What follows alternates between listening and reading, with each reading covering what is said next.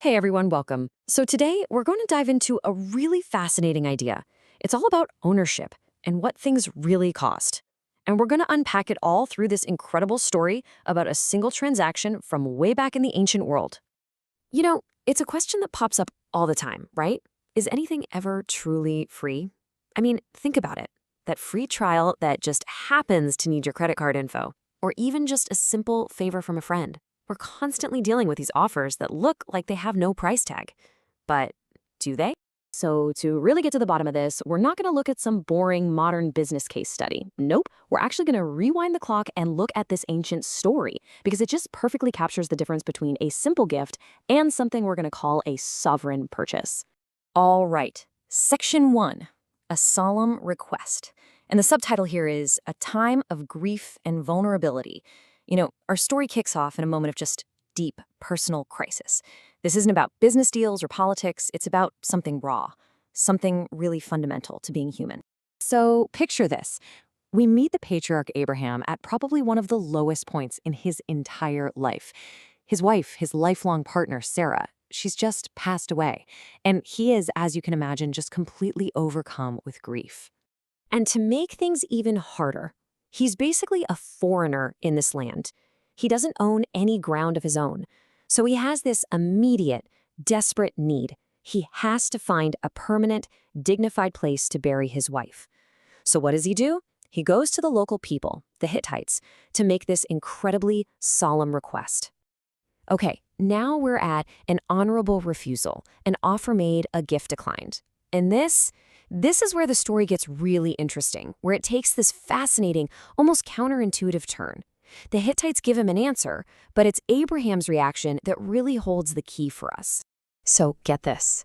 In this really incredible act of grace and respect, the Hittites don't just say yes. They go above and beyond. They offer him the very best of their own burial plots, and they say, take it, it's yours, no cost.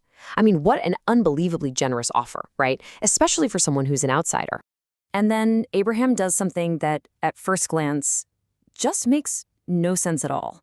He respectfully, but very firmly, turns down their gift. So that's the big puzzle here, isn't it? I mean, here's a man. He's grieving, he's in need, and he's just been handed the perfect solution for free. So why on earth would he turn it down?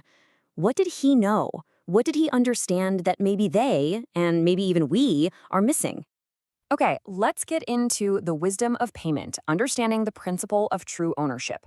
The answer to that question, it all comes down to a really deep understanding of what true, undeniable ownership really is.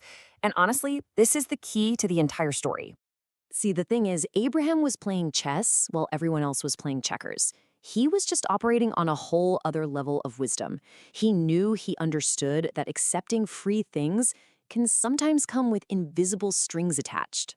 Let's really break down what was going on in his head here. On one side, you've got accepting a gift. On the other, insisting on payment. Now, if he just took the gift, what could happen down the line?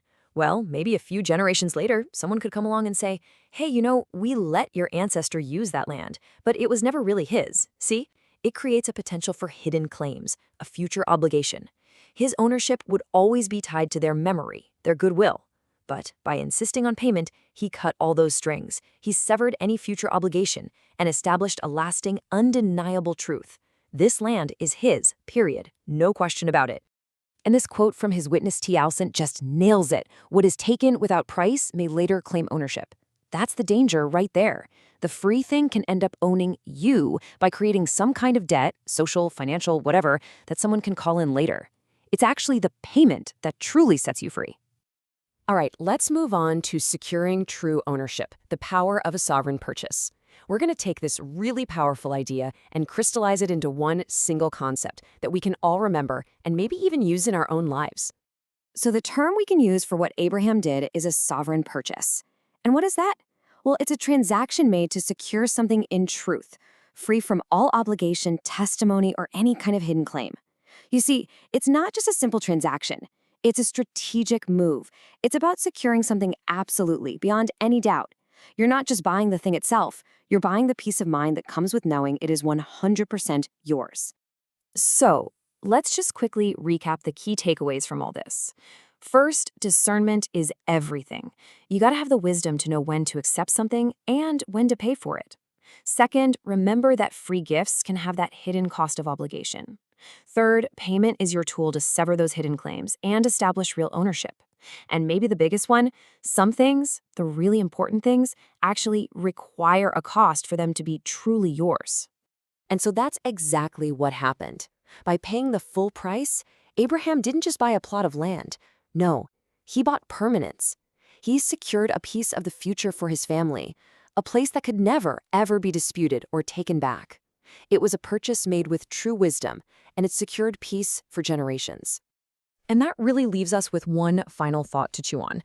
Think about your own life for a second. Beyond just money, what is it? Your education, maybe a relationship, your core principles? What is so important that it's worth paying the full price for, to secure it totally and completely free from any hidden claims? It's a pretty powerful question when you think about it. Thanks so much for joining me.